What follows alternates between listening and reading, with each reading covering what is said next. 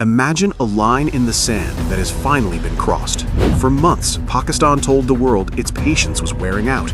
After facing brutal attacks in Islamabad and along the border, the message to the Afghan authorities was clear: stop the militants or we will. When those warnings were ignored, Pakistan stopped talking and started acting. On February 22, the Pakistan Air Force proved its dominance. In a series of lightning-fast strikes, they hit 7 major militant hideouts deep inside Afghan territory. This wasn't just a random attack, it was a display of high-tech military power that the other side simply couldn't match.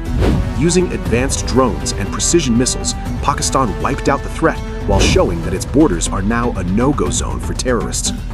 This move sends a massive signal to the entire region.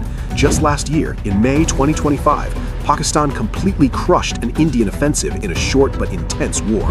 During that conflict, Pakistan claimed it shot down an Indian Rafale fighter jet, a move that sent shockwaves through the global defense industry, even reportedly affecting the market perception of French defense stocks. In the aftermath, the JF-17 Thunder gained massive international attention, with its market value and global demand skyrocketing as a proven lethal platform. While some perceive Pakistan as a struggling nation, the reality on the ground tells a different story. A huge portion of the national budget is dedicated to maintaining this elite military force, and the country's internal economy remains vibrant.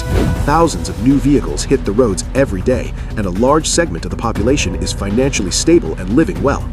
This strength has caught the eye of the world's superpowers. Strategic ties with the United States are growing stronger, with major shifts in business interests.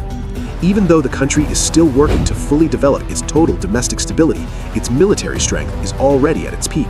The message to the West and the East is the same: Pakistan is no longer playing defense. If you threaten their peace, they have the power and the global partnerships to strike back harder than ever. If this video caught your attention, let me know in the comments. Like, comment, and subscribe to stay updated.